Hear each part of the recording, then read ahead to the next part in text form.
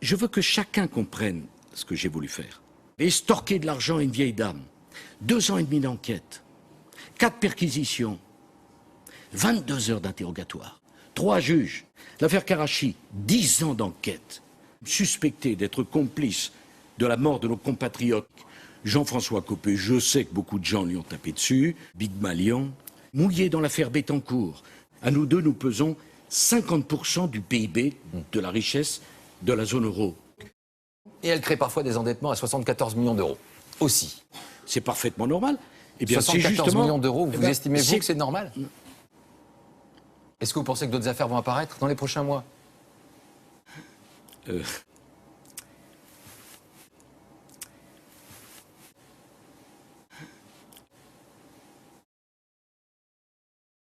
Revenons 2 ans et demi en arrière. Que fallait-il entendre ce soir-là? On va parler un peu de l'affaire Clearstream, si vous le voulez bien. Le procès de ce scandale politico-financier a commencé lundi. Vous êtes partie civile dans ce procès. L'ancien Premier ministre Dominique de Villepin a dénoncé publiquement votre acharnement à le traîner en justice. 1er juillet dernier, Nicolas Sarkozy arrive au pôle financier à Paris après une longue garde à vue. Quelques heures plus tard, il est mis en examen pour corruption active et trafic d'influence.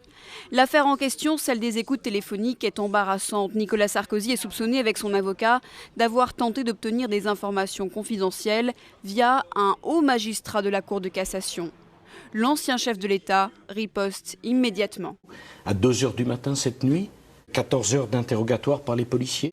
Au pôle financier, ils sont 7 juges d'instruction à enquêter sur des affaires visant Nicolas Sarkozy. La dernière en date, Big Malion.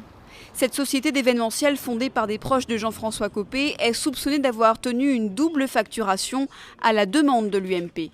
L'objectif, masquer les dépenses non autorisées du candidat à la présidentielle 2012. Autre campagne dans le viseur de la justice, celle de 2007. Les juges d'instruction enquêtent sur un financement présumé par le leader libyen Mouammar Kadhafi. Enfin, une dernière affaire risque de faire du bruit. Les centaines de sondages commandés par l'Élysée après 2007, sans aucun appel d'offres. Une enquête pour favoritisme et détournement de fonds publics a été ouverte. Et puis le nom de Nicolas Sarkozy est aussi cité dans d'autres dossiers, comme l'affaire Tapie ou Karachi. Quand même.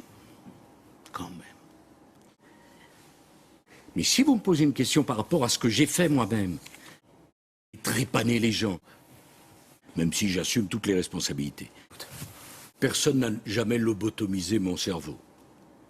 Une thérapie de choc. Mais est-ce que vous me prêtez 2 neurones dans ma tête? Est-ce que vous me prêtez 2 neurones d'intelligence? Concrètement, vous craignez quoi? Vous me parlez de violence, de colère. Vous vous rendez compte de la gravité de la question? Monsieur Delahousse, soyons précis. D'abord, vous savez l'affection que j'ai pour Bernadette Chirac. Je lui dis, mais Bernadette, si moi je ne fais pas ce travail, qui le fera? Et croyez-moi, le manque de courage, c'est pas là où j'ai le plus changé. Merci Nicolas Sarkozy d'être venu sur le plateau du 20h de France 2. Merci de m'avoir invité. 36 mois, ça va être long. Pour vous? Non, je parlais pour vous plutôt.